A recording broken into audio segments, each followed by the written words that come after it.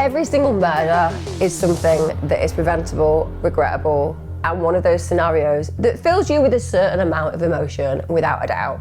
But the case that I'm going to cover today, just because of the evident senselessness of this loss, is something that made me feel relatively rageful when I was learning about it. I'm just going to put it out there right now. That is not in any way, shape or form to minimise other cases that I have covered. You know, who come here regularly, I am moved by all losses. But sometimes the feelings that are provoked when you are looking at how individuals treat life as if it is just so disposable is really infuriating. By the way, should probably have said hi. Welcome back to True Crime with me, Emma Kenny. I release content on a Wednesday and a Sunday religiously. If you like crime and you like consistency, this is definitely the channel for you. So get your subscriptions and notifications on.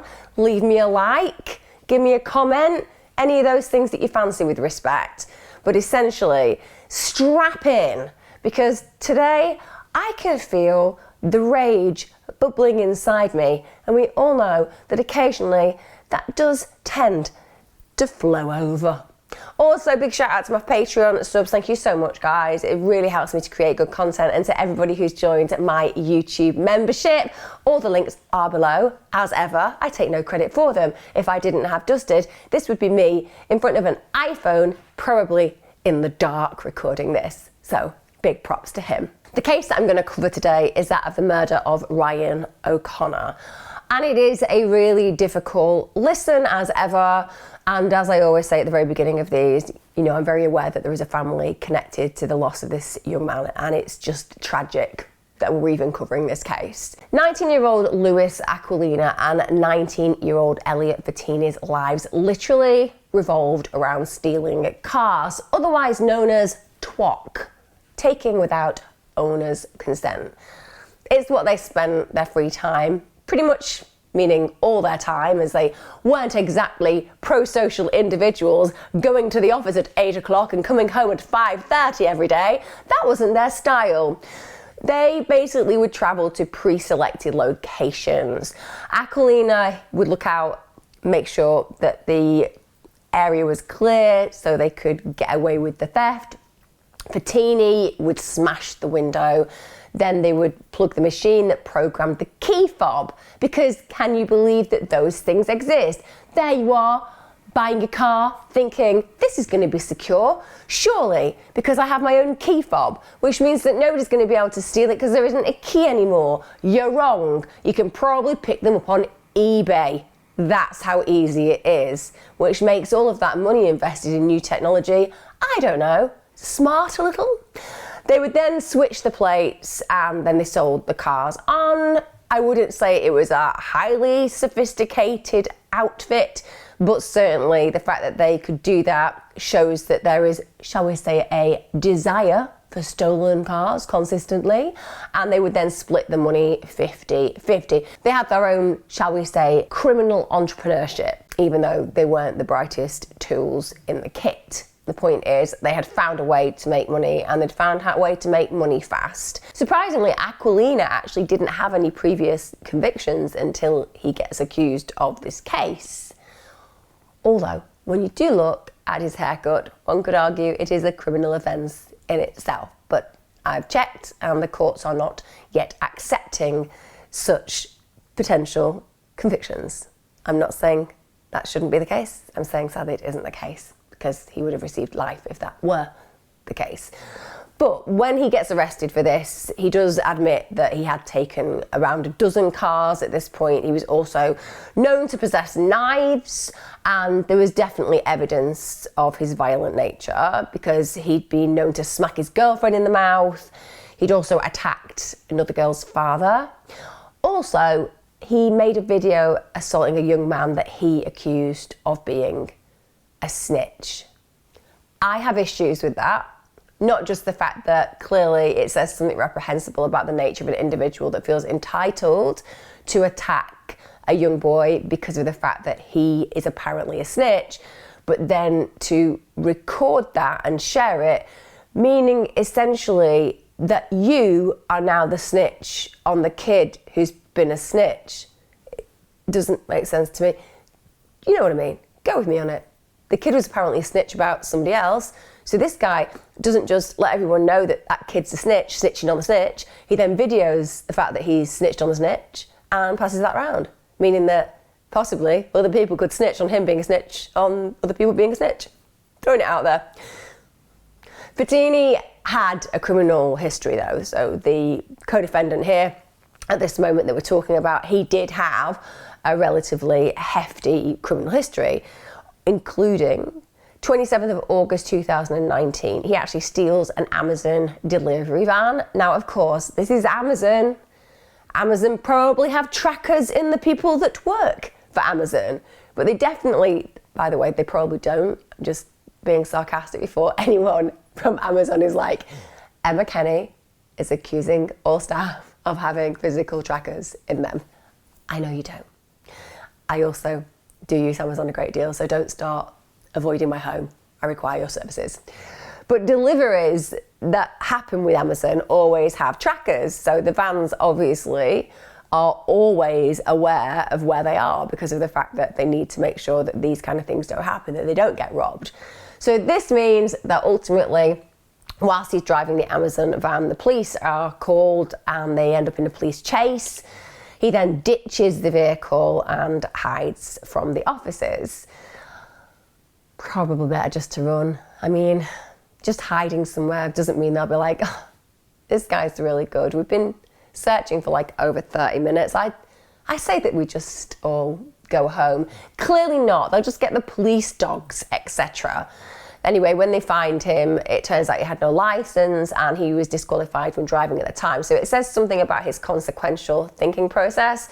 This is an individual who's already not allowed to be on the roads and does something as bodacious as stealing an Amazon van. So he's not caring or careful about consequences. 2 months after that offence, he steals £480 worth of alcohol from a Tesco store, and that in itself is an enormous amount of alcohol, and I'm not sure how anybody would believe they would be able to get away with it. But nonetheless, that's what he did.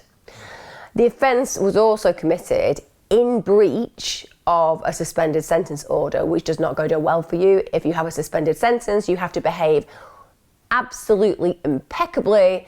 If you fail to behave impeccably, it can become a sentence that you have to serve in prison. It's been suspended so that you can prove to the world around you that you are behaving. But this individual, again, no consequential thinking. Also, previously, he'd been charged and convicted of assaulting his girlfriend, assault by beating, having a bladed article in a public place, aggravated vehicle taking, causing vehicle damage, driving whilst disqualified, and driving dangerously. Also had a previous conviction for robbery. Basically, he was a driver in the car that a man was bundled into, threatened, and robbed. In another incident during a school trip, he smashed a milk bottle and used it to stab another pupil in the face. At that point, got charged with inflicting a grievous bodily harm. In spite of all of those horrific incidents, predominantly it was noted that his record evidenced that he was a car thief and a joy rider. But a little bit of insight into that particular defendant. Not exactly the kind of child one would be proud of, not exactly the kind of scenario where society feels safe believing that individuals like that are walking down the street or driving on our roads. Also, I always take aim at the word joy rider. I appreciate that comes from the position that the individual who is stealing the car or being a passenger in a car seems to get some kind of a rush of happiness from the experience, but the consequences of joyriding are horrifying. Pedestrians get killed, other motorists get killed, cyclists get killed. There are a whole heap of social issues associated with people stealing cars and driving at speed, particularly when there are police chases. I found it really challenging at times to watch footage where joyriders, in inverted commas, are being chased by the police. You can just see the carnage that will be created if they crash. And it's not just the people who are innocent bypasses who can be impacted. You know, joyriders' lives, when they come to an end, also impact on their families and so on and so forth. So it is a really horrible activity that certain individuals feel they are given some kind of rush from, but actually, in my opinion, shows that they have very low self-esteem, because if you have no value for yourself, well, you'll put yourself in positions of great danger. In the early hours of 10th of June 2021, Bettini and Aquilina steal several cars. This is in and around the Cardiff area. The pair haven't actually been great friends for a long time. It's only been a few months that they've got on, and during this period, as a bonding exercise, because we're like that with friends, aren't we? We're like, what have we got in common? Oh, I like reading in the cinema. I too like reading in the cinema. Shall we join a book club together and, I don't know, take a mobile phone contract that allows us to have cinema tickets 2 for 1 on a Tuesday evening? Shall we do that? It's a great idea. That's a healthy bonding exercise for friends, but not for these friends. These friends are like, what are your interests? Well, like robbing cars or just like racing them around and causing dangerous driving and putting lives at risk. No way, bruv. We should definitely do that together. It's something like that, and I didn't do it in a Welsh accent because I don't know how to. It's as simple as that. But for them, this kind of relationship was a way of life. You know, it was connecting with people who did similar things to you that also benefited you financially. They would steal cars, they would sell cars, and that was something that worked for them. One of the cars stolen that night was a blue Fiesta, and that blue Fiesta had cloned plates. For those of you who don't know what that is, it's when there is a legitimate car on the road and the plates of that car essentially is cloned to another car. So if the police happen to check, it will come up hopefully that the car is insured, because they are hot on stopping cars and pulling them over if the car is obviously not insured. So you can get away with it by it not notifying the police that there is a problem with that car. That Fiesta had been stolen from Risket in Caerphilly around 12:45 a.m. The pair eventually returned back to Cardiff around 5 a.m. At this point, they had sadly for them been unable to sell the Fiesta. And this is why they were able to use it as transport later that day to pick up 18-year-old Ethan Strickland. That was from his home in Ely. It was around 8 p.m. And Strickland, well, he was accompanied by 2 other youths. That was 17-year-old Joseph Jeremy and 17-year-old Kyle Rassis. That's Aquilina's cousin. Now, they together had several previous convictions for possession of knives, which is worrying. We don't want young people wandering around with knives. Young people, even the best and the most pro-social of young people, don't have the same level of consequential thinking as you do when you're 40. It's a generational thing. It's a growing up thing. It's a maturing thing. It happens as we get older, at least on the whole. So you don't want any young person really having a connection with knives, because everybody has a bad day, for example. So they'd all been at Strickland's home photographing each other, and no, it wasn't nice selfies, arms around each other, you know, for the memories. It was them all holding large knives. Let me take a picture of me with a big knife so that we have evidence that we're the kind of people who associate with big knives. Not forensically sophisticated, but indicative of their mindsets. So now the group are together. They drive from Ely towards Newport. A little bit of trivia. I once dated a man from Newport. Well, he's a very young man because I was young. I used to work in Swansea, and I was involved with a hunt saboteur group from Newport, Cardiff, Swansea, and quite a few other areas. We'd all meet and then we'd go and wreck the fox hunt. Sorry if you liked fox hunting. I'm just avidly against it. So I was one of those people who would, you know, disrupt it. And that's my experience of Newport. Nice people. Anyway, we're not talking about nice people right now, are we? So Aquilina at this point is driving. Bettini's in the front passenger seat. Jeremy, Rassis and Strickland are in the back. And this is how they are traveling at this moment in time. And the group literally have one thing on their mind. One thing: trouble.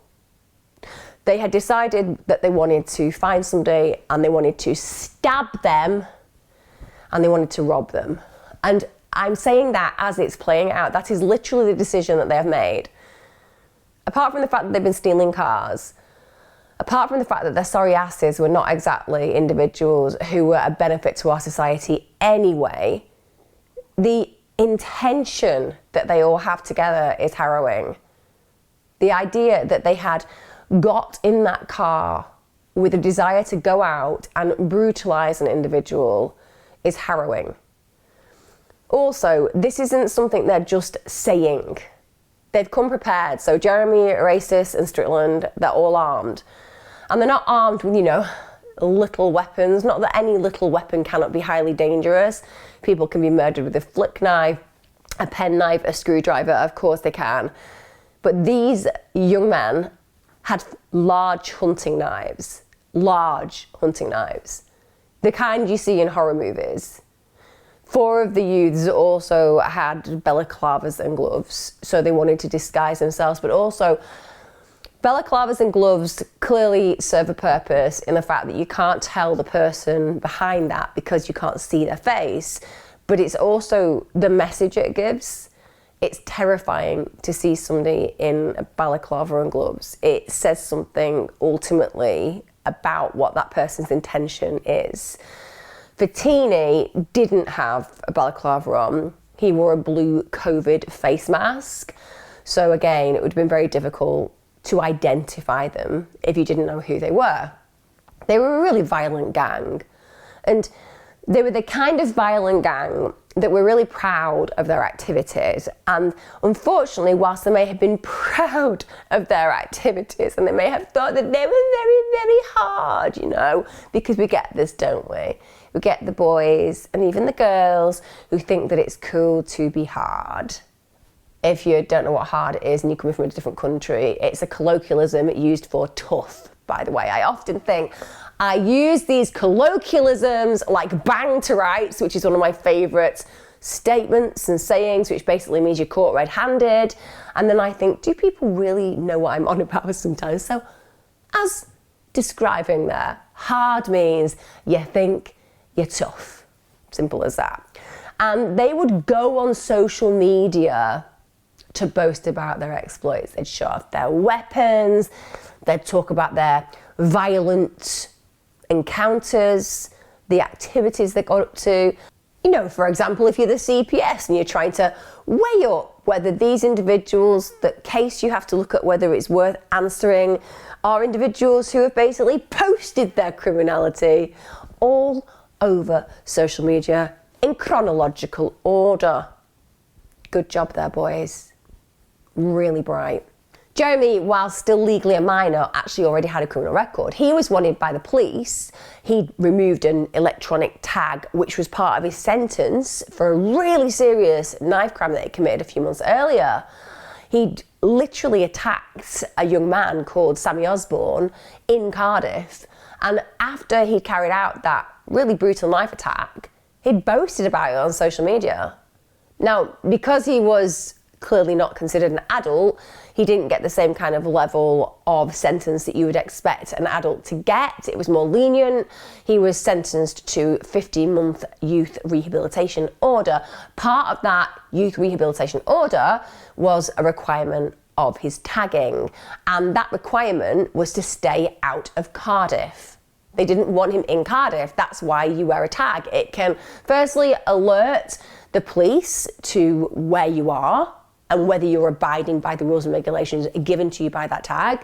And secondly, it can offer some protection to individuals that might have been victims, because clearly if you have to stay away from the area that victim lives in, it gives them a level of security.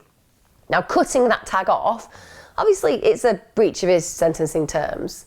Also, he had been convicted previously for racially aggravated assault and possession of an imitation firearm. He's still not an adult, and he's literally got that record. I mean, it's horrific. It's high level, it's consistent, and certainly it's involving weapons. That's genuinely a cooking pot of possibility as far as problems are concerned. Now, Jeremy, like the rest of the group, well, also obsessed with knives, and apparently had been obsessed with knives from a really young age. Loads of pictures of him on social media, posing with knives. Also worth noting, he had involved with CAMS, Child and Adolescent Mental Health Services. That was from quite a young age. And from what I have read about him and what I understand, having read this about him, is that he'd always been an outsider. He was an individual who had struggled to what we consider form close relationships, meaningful relationships. He also had a diagnosis of ADHD and ASD. He had issues with impulsive aggression. He had a violent reputation. And in spite of the fact that he felt he was a real outsider and certainly didn't have these kind of connections that would have been positive for him, there was certainly a desire within him to be considered a gangster. He liked people to look at him and be fearful, but it would be remiss of me to not note that lots of young people want to be seen as a contender in life. You know, some kids are lucky. They get to be top of the class and everything. Some kids are just sports stars. Some kids are in a subculture where, you know, they're considered a bit kooky and quirky by others, but in their subculture, they're considered really unique and interesting. There are places and pieces of the puzzle in adolescence that make us believe that we have a level of belonging during a really confusing time. Anybody watching my videos will know that sometimes I think that adolescents should be banned entirely. We should just be placed in a coma until we're like 25 and fed with lots of meditation and interesting facts about the world so that we can wake up having traversed difficult periods and emerge very knowledgeable and calm. But apparently that would not be acceptable on any way level clinically.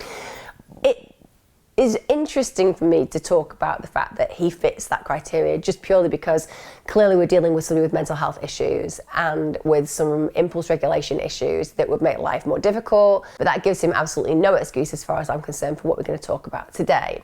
There was also evidence of him struggling with suicidal ideation, which is a way of saying that he contemplated and fantasized to some degree and felt fixated with the idea of ending his life. Now, his parents had actually split when he was young. He began living with his father in 2020. However, literally a week before the crime that we're going to talk about, he'd moved in with Strickland. Not ideal when you think about the background of the characters that I'm talking about today. He left school at 14 and he attended a pupil referral unit. I used to run a pupil referral unit.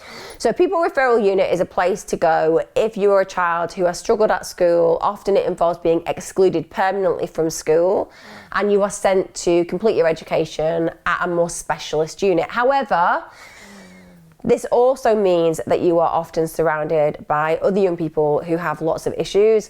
And as opposed to that curtailing some of the problems that these young people are enduring, it can add to them. Got to be honest with you. It's like anything. If you place a child with lots of needs, with other children with lots of needs, then you have a greater possibility of those needs amplifying. That noted, it's really important for kids to be given an education. If you're excluded from school, you need somewhere to go. Now, it's also worth noting that he had been friends with a drug dealer who was also a teenager called Brandon Diamond, aka Brandon Liversidge, which was his real name. I don't know why Brandon felt that Brandon Diamond was a better name for a gangster than Brandon Liversidge. I personally think Brandon Diamond would have been a better drag stage name, throwing it out there, but obviously he had felt it made him sound street. Anyway, he gets convicted of murdering a man called Harry Baker. This is in Barry in Wales. He stabs him to death. It's a turf war issue, and he got sentenced to life imprisonment just last year, in fact. Now, Jeremy has a fascination also with knives, and he actually managed to use his father's driving license to buy knives online because you've got to be over 18. He started ordering knives when he was 15 years of age, and they included Predator, Rambo, and zombie knives, which are all utterly horrific to look at and terrifying. And to imagine the kind of damage those knives would do to a human body, well, it's unimaginable. So just days before the crime that we're going to talk about today, he'd actually brought 2 15-inch Anglo hunting knives. That was for himself and Rassis. They were the weapons that they were actually armed with the day that this horrific crime plays out. And clearly, when you are driving around with those on you as a person, it says something very dark about the possibilities that can eventuate. Now, let's talk about our victim. So whilst this is all going on, whilst this carload of, I'm going to use the word my mother would use, yobs, or you could say thugs, or I don't know, you could call them a swear word. But basically, this group of social reprobates are in a car together, armed up, and with balaclavas and so on and so forth. We have, in a complete different universe, 26-year-old Ryan O'Connor. He was spending lots of quality time that day with his family. Now, Ryan was actually known quite well. He was from Alway in Newport, and he was known by his friends really affectionately with the nickname Apple. He was described by his family as a really pleasant, happy-go-lucky character. He'd do anything for anyone. He was known to be social, he was known to be outgoing, but he was popular. He was one of those people that people knew, and not for any negative reason. They knew him because he was a really cheery soul. He was really easy to communicate with. He was a nice guy. So because of that, he stood out. And also, it's worth noting at this point that life was really good for Ryan at this time. He'd just become a dad. He had a little boy called Teddy. Teddy was soon to have his first birthday. And Ryan was one of those dads, you know, the really proud father. I know a lot of you will relate to this.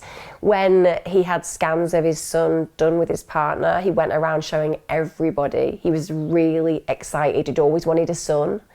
He also was in a position where he was thriving. He was just about to start a new job. The following week, he'd just got his construction skills certificate, which meant that he could go and work on a local site. He was genuinely on the up and up, both on a family level, but also professionally, socially, familially, and environmentally. It was all going really well for Ryan. On the 10th of June 2021, so around 7:30 p.m, Ryan goes and visits his brother, that's Daniel O'Connor, and his sister-in-law, Lauren Flood. They're having a family meal. Again, this is a really connected family. They all get on really, really well. And that speaks volumes to me. It really does. When you have siblings who, as young adults, want to still hang out with each other, want to have fun with each other, want to eat with each other. Also, that particular day, he was super excited because he'd bought a new bag, and it was something that had cost a considerable amount of money. He'd saved up for it. It was a black Gucci bag, and it had a silver badge with Gucci on it. So it was easy to see that it was a quality item. And when he brought it round, he actually asked his sister to smell it. She said that he wanted her to see whether she could smell it was real leather. And it was empty, but inside it did have 2 20 notes, so it hadn't got cards in and so on and so forth.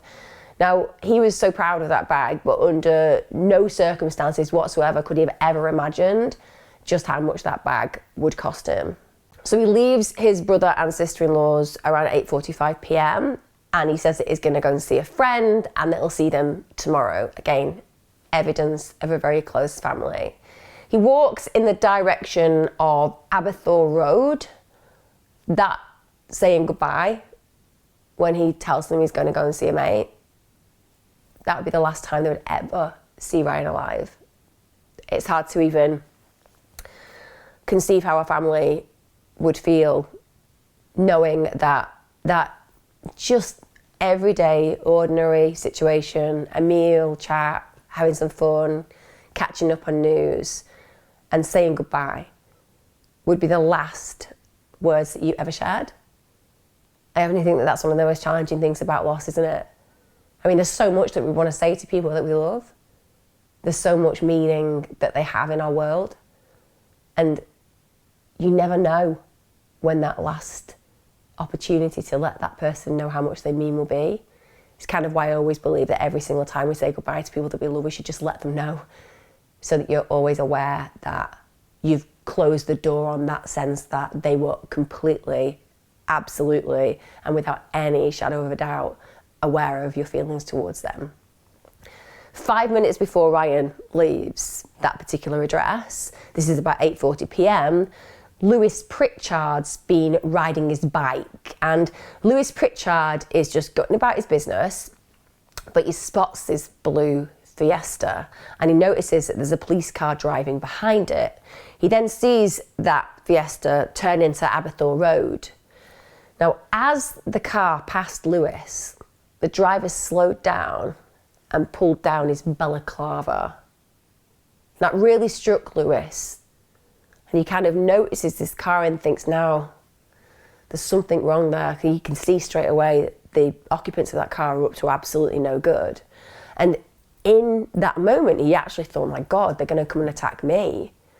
But the car doesn't. It carries on driving towards the roundabout on Balfe Road. It's at this point that the vehicle's occupants identify their unfortunate victim. They see this young man, and he's walking alone, and he's carrying a black Gucci bag. So instantly, he becomes the target. Ryan, all the while, he's just walking along the pavement on Balfe Road. He's just going towards his friend's house to spend an evening. Lewis, who had seen and been concerned by the blue Fiesta, who had kind of kept an eye on what was playing out because he knew that there was something not right, he witnesses the horror that happens next, moment by moment. The blue Fiesta comes to a sudden stop. It's driven by Aquilina. Aquilina gets out of the vehicle. He's dressed all in black, balaclava pulled down over his face. And he sees that Aquilina is literally armed with a foot-long machete. And that machete had actually been handed to him by his cousin, Rassis. He runs towards Ryan, shouting, "Oi, come here." Now, what would you do? You see a guy, a balaclava, he's got a knife with him, a big knife with him. Well, Ryan sees this guy approaching him and he just tries to escape and he starts to run. And he runs. He runs over the roundabout, but he trips. He falls on the grass centre. Aquilina catches up to him. Remember, Ryan is completely defenceless. He's just lay on the ground. There's nothing that he can do. He's not armed. This is completely out of the blue. He's in shock. Aquilina brings the machete down on him, and Ryan's trying to defend himself. He's actually stabbed through his right hand, just trying to protect himself, and Aquilina just continues to attack him. He's determined to steal the Gucci bag, but it's more than that, isn't it? Because you know what, if you want to steal a Gucci bag, you just say to a helpless, defenseless man who's on the floor, "Give me your bag." You threaten him with your knife. The man gives you the bag. No one's going to risk their life for a bag. But that isn't the end of this attack, no. Because meanwhile, Jeremy, who's also dressed in black, he's wearing a balaclava, he's armed with a hunting knife. He's exited the vehicle as well, just after Aquilina. He runs up to the injured Ryan, and then he starts. And he delivers multiple horrific blows with this 15-inch blade. One of those blows hits Ryan's chest, another into his back, and it far exceeds any idea of the force necessary to steal that bag from Ryan. So obvious. Jeremy wanted his victim dead. Simple as that. In fact, I think both of them at that point wanted Ryan dead. The Gucci bag is the ruse for the robbery. It's not the reason. Jeremy then runs, as any coward would, back to the waiting car, as does Aquilina, but not before kicking Ryan, who's already critically injured on the floor. Yeah, just kicks him. to literally add insult to injury. They then pass the stolen bag to Rassis. Now, at this point, Fattini is in the driving seat because obviously they want to make a quick getaway. So they speed off. And Ryan, at this point, somehow, probably due to the adrenaline, manages to stand up and he staggers a few yards, but then he just collapses against the railings. And at this point, passers-by are just running up to help him.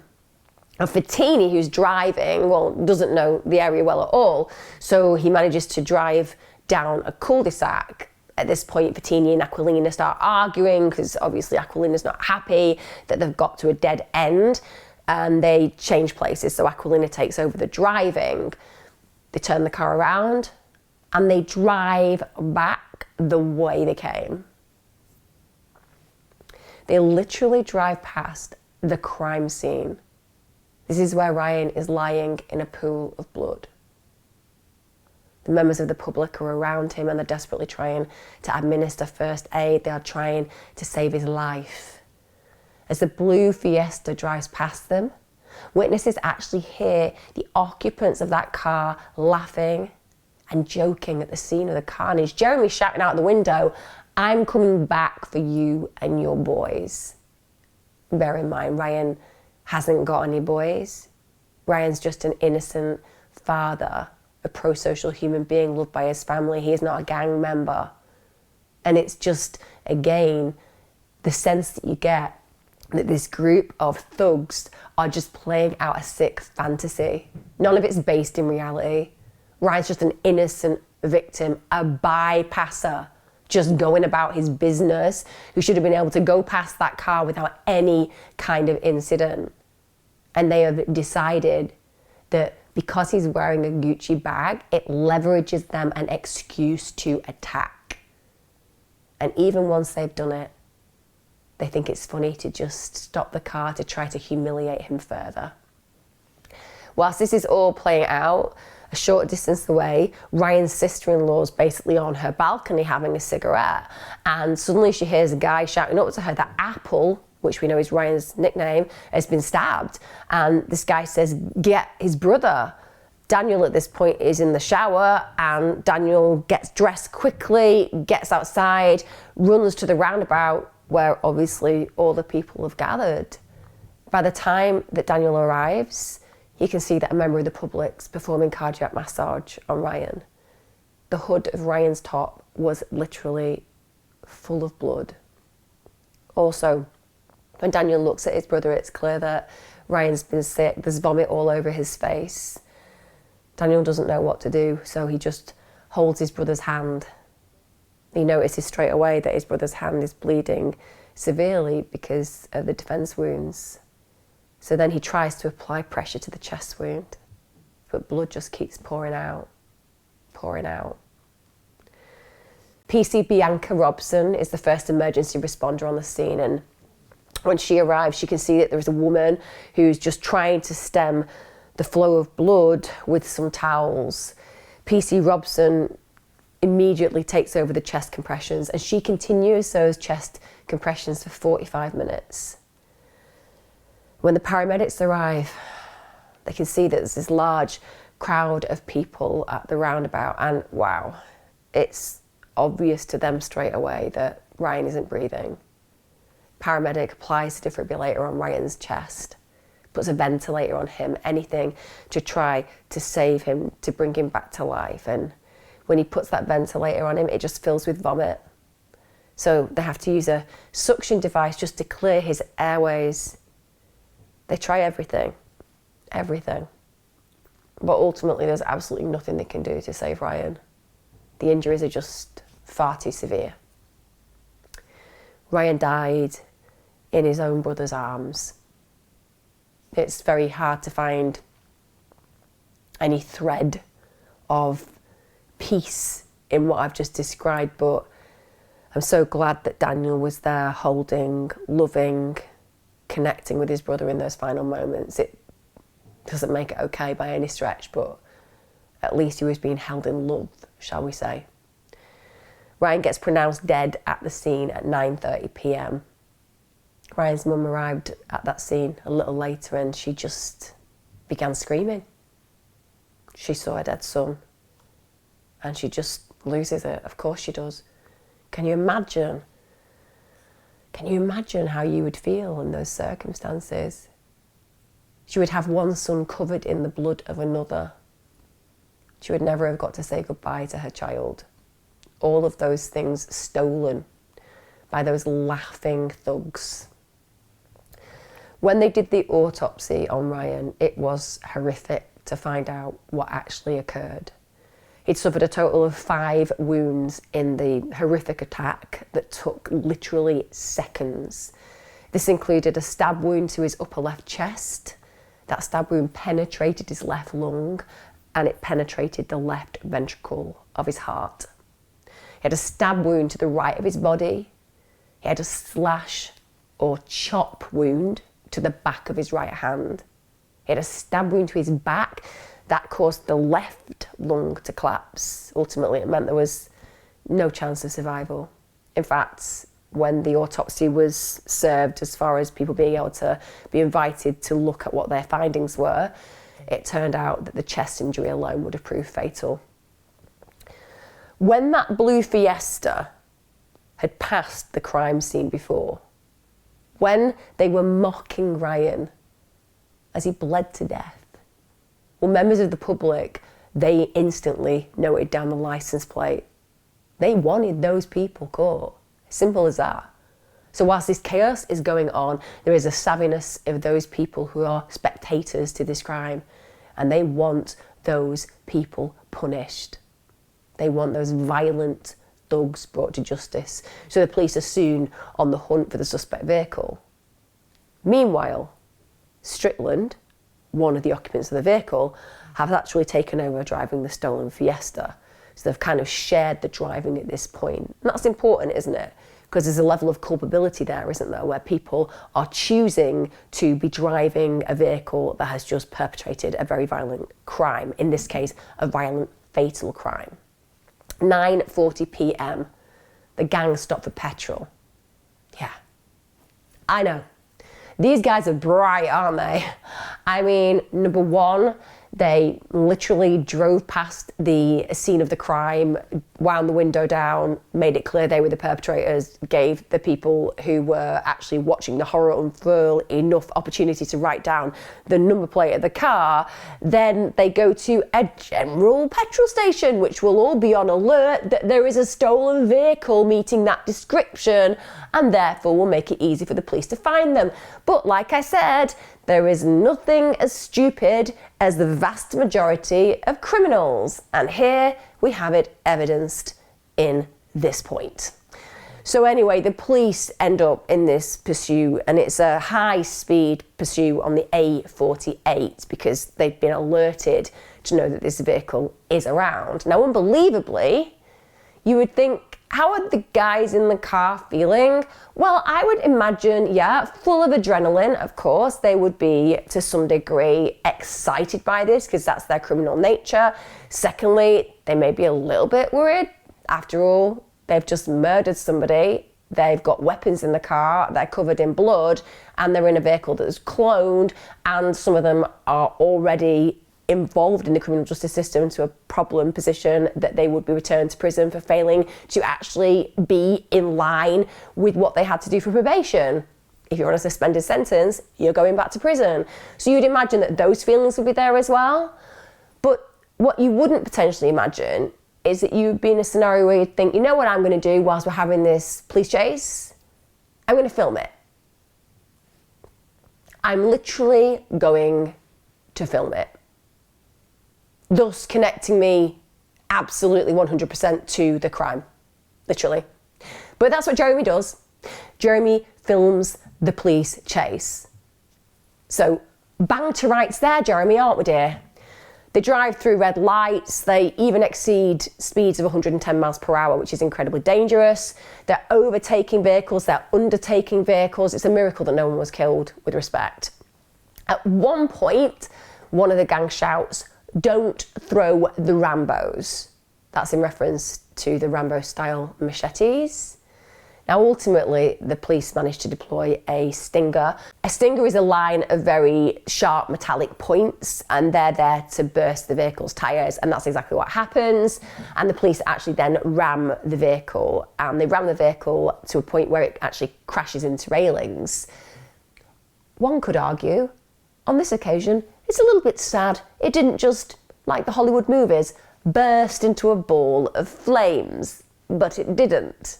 Sometimes it feels that opportunities are missed by the big G-O-D. Although arguably it could be that the big G-O-D feels that the other one, the D-E-V-I-L, may have something hot and aggressive for these individuals when they take their last breaths. Just throwing it out there. But basically that's what the police do to curtail this potential catastrophe in motion. Because bear in mind, we're talking about a serious car chase at high speed with young people in it who've carried out a heinous crime. They're probably not thinking about the future, and that could have caused an absolute amount of carnage for innocent bypassers and other drivers. The occupants at this point, knowing that they've been caught by the police, peacefully remove themselves from the vehicles, placing the weapons on the floor, put their hands on their heads, said, "None of my videos ever." Because now they know that they have absolutely been cornered, they just get out of the vehicle and they run. Fortunately, Aquilina and Rassis are apprehended literally yards from the vehicle. Aquilina puts up a fight, resists arrest, and whilst he is struggling on the ground, he locks his arm around an officer's throat and he literally attempts to choke that officer. He's very quickly restrained, but due to the fact that he could be armed and due to the fact that he was certainly in that moment presenting a clear danger to the officer that he'd been choking, the officer struck him several times to the head. Then he managed to handcuff him. And one of the most satisfying parts of this crime, as in apprehension of it, is that Aquilina can be heard wailing whilst he's being arrested. Wailing. That's right, I'm using that word. Wailing. Such a hard guy that he is. Not nice, is it, Aquilina, when you're the one having somebody smash you around the head with their fist? And by the way, any of you thinking that's police brutality? No, it isn't. It is actually completely acceptable. And I know that the majority of you won't be thinking that anyway. But as long as it represents a force that is in line with what's being received, it is acceptable. Jeremy, at this point, as it's all playing out, he thinks, well, I'm just gonna have to think about what to do next, so I will hide. So he literally just hides nearby, doesn't even properly leave the scene. And I have to say that when it comes to Jeremy, I almost feel like he's completely detached from any sense of reality because he literally live streams his arrest on social media. Yeah, he literally does that. He's already done the police chase, but now it's like the absolute ultimate. He's going to be arrested. So the officer approaches him with a taser, tells him to put the phone down, and Jeremy is like, well, I can't really put my phone down because, I'm filming it. So then when he's advised he's being arrested on suspicion of murder, he replies, murder? And clearly he's doing that because he wants to make a point of it on film.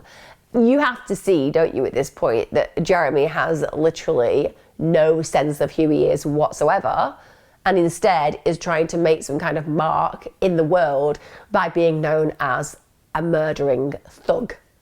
That, for him, must feel better than being an absolute nobody, which is clearly who Jeremy is in real life.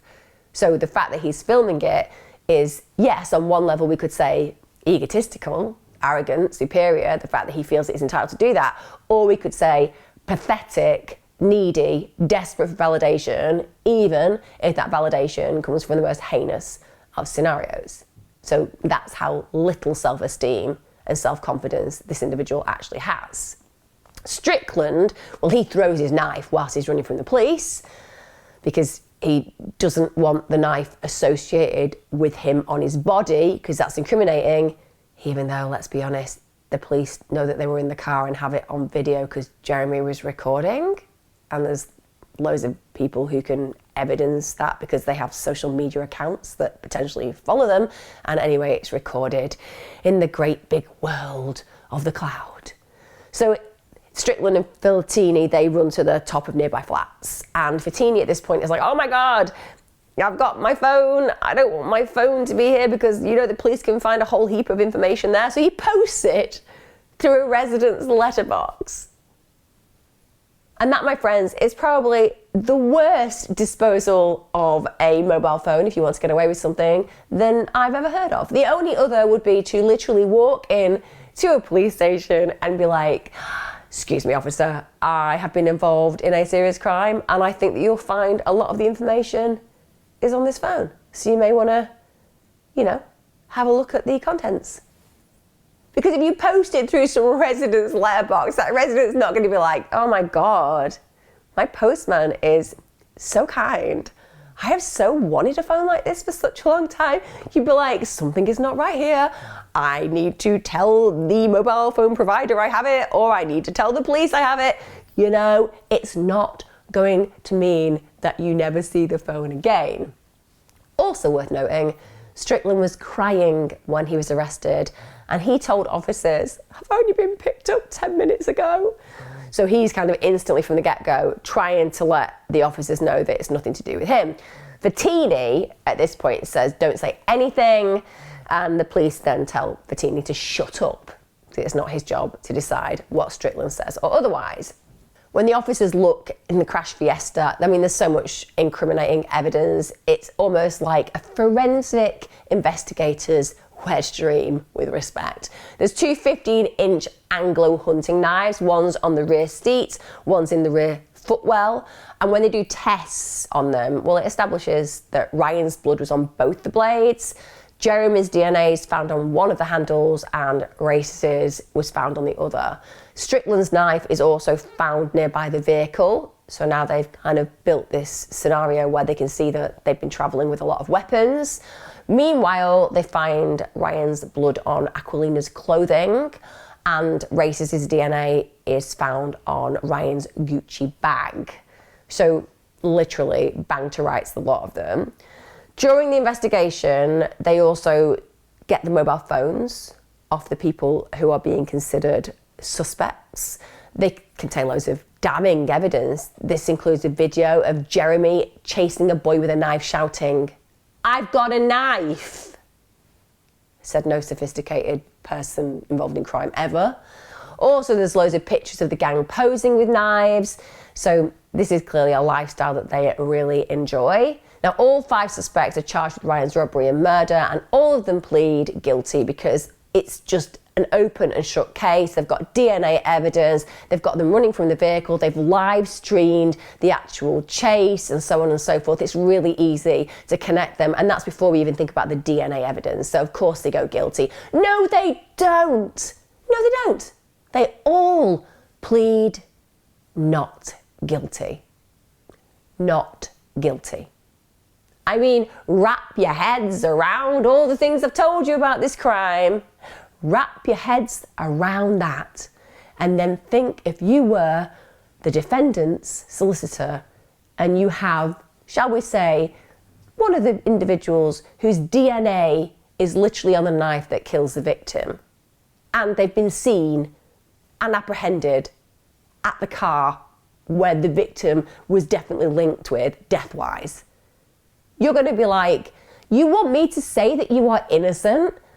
And they'll be like, yeah, I definitely want you to say I'm innocent. But you were there at the scene of the crime, and then you ran from the car, and then you were caught basically with the knife and DNA linking you to it. I'm totally innocent. There's just been a massive mix-up. You would just be like, oh, why does the clerk give me these cases? Does the clerk in our chambers just not like me? And the answer is quite possibly if you're getting cases like this. But they all get charged. They all say they're not guilty. And this means, as we know, for the victim's family, that a trial has to take place, which is so frustrating. As we are all aware, you get reductions in sentences when you plead guilty to them, because it means that you don't have to have the cost of an ongoing court case. It means that the victim's family isn't put through hell. It means generally that the case can be dealt with more efficiently and effectively. You know, there is just a sentencing. The judge will make a decision based on the evidence given to them. I believe that if you say that you are not guilty when the evidence is clear, that when you get to a court case and are found guilty, the judge should just be able to be like, you've shown absolutely no remorse. This is a sentence that I should be able to award you for murder, but I'm going to double it.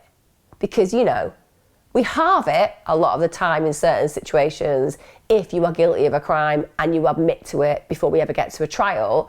And I know that you don't get that with murder, but nonetheless, I think if you literally put a family through this, you should have your sentence doubled. Simple as. That would certainly prevent some people from allowing themselves to believe that they are arrogant and entitled enough to have a case brought to the courts with this idea that somehow they're going to get off when it's clear and pertinent that they never will. The trial begins January 2022 at Newport Crown Court.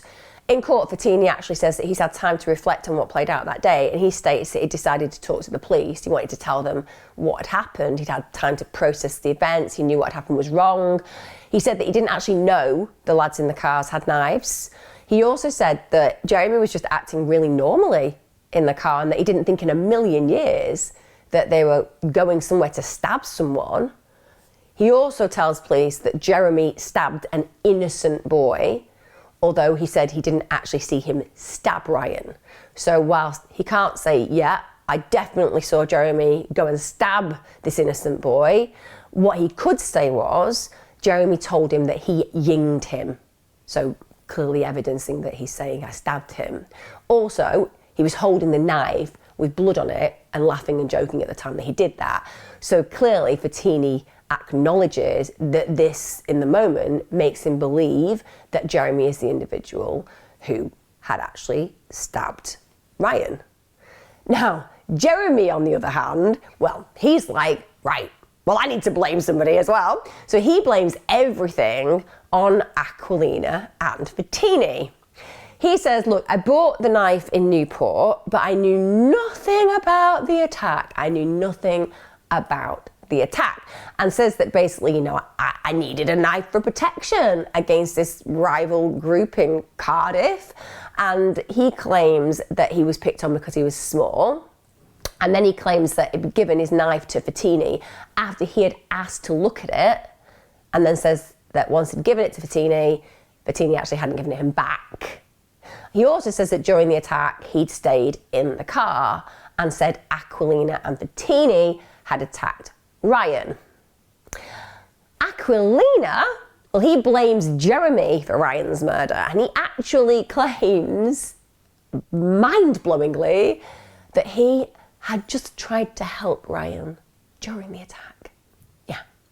He said that Jeremy had been completely focused on Ryan and that he had decided that he needed to try to stop the deadly assault, and he'd actually kicked Jeremy's knee and shin, but then Jeremy had turned and raised the knife at him, so he'd run back to the car for his own safety.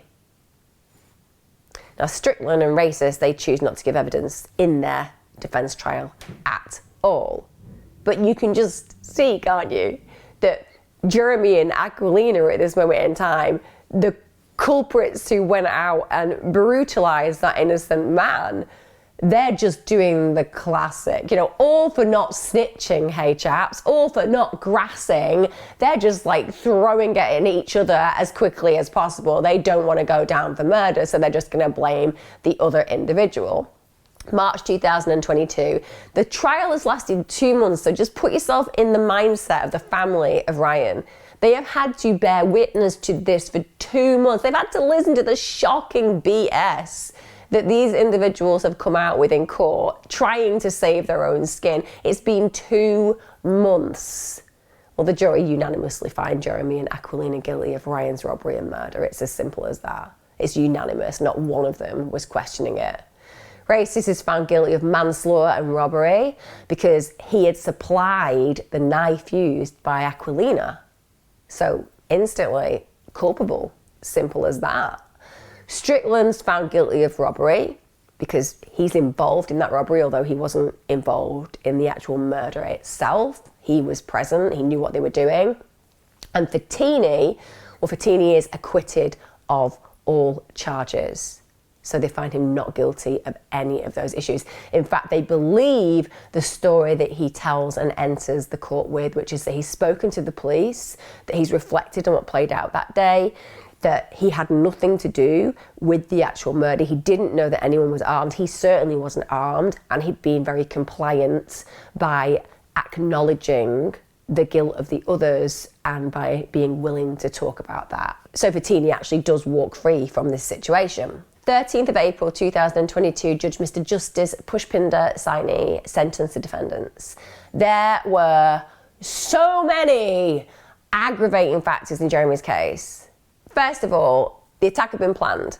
He was armed with a knife, he was wearing a balaclava, and he was in a stolen car. The nature of the attack as well, massively aggravating. The sheer level of violence against this completely defenseless, unsuspecting, unprepared individual. It suggested that there was a clear intention to kill, and it was in a public place. Also, the murder had been for gain because they'd stolen the Gucci bag. Further than that, there was the fact that Jeremy actually mocked his dying victim. Finally, there were his previous convictions, one for a serious knife assault. So ultimately, taken into consideration, he was sentenced to life with a minimum term of 24 years for Ryan's murder, with a concurrent term of 12 years for robbery. So he's going to get a minimum of 24 years inside before essentially they look at paroling him. When it comes to Aquilina, well, the same aggravating factors applied to him, but his lack of previous convictions was taken into his account, as was the fact that he had no absolutely direct intention to kill Ryan. I mean, he died as a result of the attack, and he was certainly involved in that, and it's certainly murder, but it's not the same as Jeremy going out of his way to deliver those fatal blows. So ultimately he gets sentenced to life with a minimum term of 22 years for Ryan's murder. He also gets a concurrent term of 12 years for robbery. When we say concurrent in the UK, it means that they're not consecutive, so they won't get 22 years and then 12 years. They look at it in totality, and essentially they decided that 22 years will be the amount of time before he's allowed to apply for parole, so to speak. So Jeremy and Aquilina are going to be age 42 when they can actually apply for parole, which I know on one level is quite a long time because they're young men, but when you think about what they did to Ryan, I don't know how safe we will feel knowing that individuals who can literally select a random innocent individual and totally decimate their bodies that way for a Gucci bag, apparently. The fact that they'll be walking our streets when they're relatively young men, they might get married and have kids. It's kind of really unfair when you think about what they've done to Ryan and his family. I mean, they've got a life sentence. It's as simple as that. You know, Ryan had a new baby. He was a year old. They've stolen a father and a future.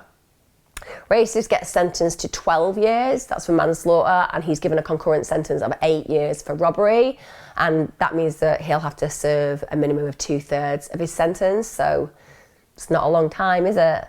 And Strickland is still awaiting sentence for robbery. It will be considered very serious, however, because of the fact that a man died during it. Fantini, interestingly, walks free from court, so it was believed that he absolutely was not involved in the killing and didn't know that it was going to play out, and certainly wasn't aware that people were armed and that he wasn't armed either. Clearly, he was also very helpful to police. This case is absolutely horrific. We're talking about a young dad just senselessly killed. And with respect, I'm going to say this in the most judgmental way ever, the tragedy is compounded by the fact that the useless waste of oxygen who pointlessly took his life will probably never possess the intelligence and emotional capacity to understand the magnitude of what they've done. They'll never even be able to connect the dots of devastation. They'll just serve their sentence and not think about the consequences of those actions. Their actions have devastated a family. They've destroyed so many lives. When I was doing my research, I found out that Ryan's family go to the roundabout every Thursday to remember him. Every single week. His brother Danny visits the cemetery for an hour before work each day, just to feel near him. He suffers flashbacks. Clearly, horrifically traumatised, a witness to the death of his absolutely adored brother. The family don't go out much. They say they feel safer inside, so their freedom has been curtailed by these thugs. They are suffering every day to such a degree that they do not at times leave their home because the world is no longer safe. Their victim impact statement expressed their grief and heartbreak.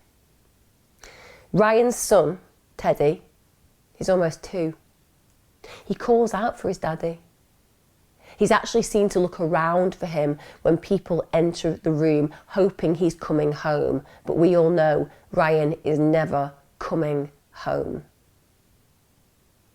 Ryan will never see his little boy grow up. He'll never walk into a room to be able to see the smiles and giggles of his child as he realises he's coming home to hug him. And that's diabolical to conceive. Ryan will never see that child's future, meet his girlfriend, his wife, be a grandparent. He'll never get to nurse his parents as they get old. He'll never get to do any of the things that a good man like Ryan would have done. It's offensive to my sensibilities that that's the case. You know what? He never even got to celebrate his son's first birthday. Ryan's 5-year-old niece, well, she idolised him. She's now absolutely terrified that others will be taken from her. She has separation anxiety. She worries that she'll lose other relatives close to her. The ramifications of this death, of this loss, are far-reaching, still unfolding. There's a further tragedy for Ryan's family. His father, John, died during the trial. He was already suffering from ill health. But come on. It's completely unsurprising to any of us that his condition deteriorated after Ryan's death. He literally never recovered from the loss of his son. He never even got to see his son's killers brought to justice. No doubt part of the reason he died was because of a broken heart, because of the stress inflicted on him by these senseless thugs. The only slight piece I take from that is the knowledge that Ryan and his father are together now. In their statement, Ryan's family said this: "We still struggle to come to terms and ever accept the events that unfolded that evening. It still does not seem real.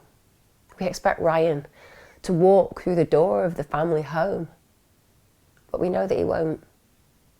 Some of us have had to do double takes when we walk past boys of a similar age and appearance in the street wearing caps like Ryan did, believing that it's him, only to know full well that it isn't. Whenever we do think about the events of that night, we struggle to appreciate why there was a need to do what they did to Ryan. The level of violence that was used against him by this group was completely unjustifiable in the circumstances. Ryan hadn't done anything to them. So why should they do that towards him? It's heartbreaking to be able to relate to those feelings of double taking an individual that you've loved and lost. It happens to the best of us, but can you imagine in this circumstances? Because the logic of your brain when you're dealing with a young person is that they would still be present because they are young. It's hard to compute that this individual who was there and everything to you in your world has suddenly been eradicated. They've disappeared. And therefore, everything that is reminiscent of them, you see it in another human being walking down the street. You believe just for a split second that it's them. And then suddenly the harsh reality of their loss hits you again and again and again and again. Thousands of times a week sometimes. That's what Ryan's family's been left with. In the year ending March 2021, there were around 41 offences that involved a knife or a sharp instrument in England and Wales. That includes 224 homicides, so 224 people were murdered because of this. And in 19% of the cases, those crimes were carried out by 10 to 17-year-olds.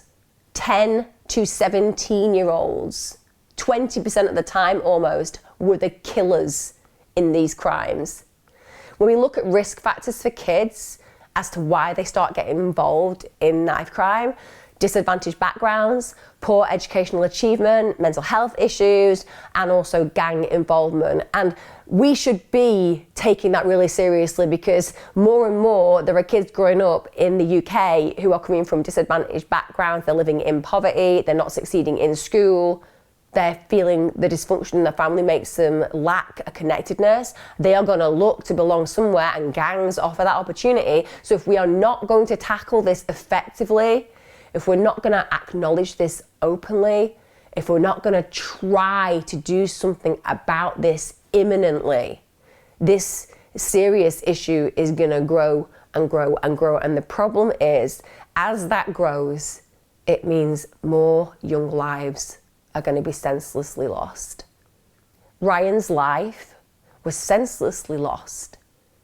Teddy's father, a man who everyone loved, a man who was popular, a man who's caused such pain and loss and grief in his family that they literally remain tethered to that loss, visiting the grave daily, visiting the site where he died weekly. They live this day in and day out. And what would have prevented that happening was kids not having access to these kind of brutal instruments, and also kids being dealt with differently in a system so that they make better choices. I know it's not a perfect science. I know there'll always be individuals who fall foul of even the greatest interventions, but right now we are failing. And Ryan is a cost of that failure. The only mistake Ryan made that evening was to just leave at the wrong time. He was carrying a Gucci bag that he'd actually paid for, that his money had earned. And it is absolutely infuriating to me that these sorry-ass excuses for humans believe that they have a right to take what another person has earned. And in this case, they didn't just take the Gucci bag. They took the ultimate price, the ultimate cost. They took his life. I hope you found this case as infuriating as I have. I hope it also brings to light the fact that we really need to think about what's happening to young people, that they feel it's acceptable to carry these weapons, that they're not thinking about the future. You know, when your life is maybe so negative that you don't really even consider a future, we need to do more to change that perception of young people. I don't know whether you will agree with me. I think that the actual defendants did quite well with the sentences. I think that the judges could have been even harsher, and I wouldn't have blinked an eyelid if they'd got 35 years, 40 years, because of the fact that this was so out of the blue, so serious, and involving a man totally unrelated to any of the actual perpetrators. But let me know your thoughts. Give me a like, comment, get involved with the live chat. Obviously, I'm sat here wearing my Do Not Comply. It's in blue. If you fancy that, merch is out now. But more than anything, this is dedicated to Ryan. A life lost, a life cut short, and a family absolutely destroyed.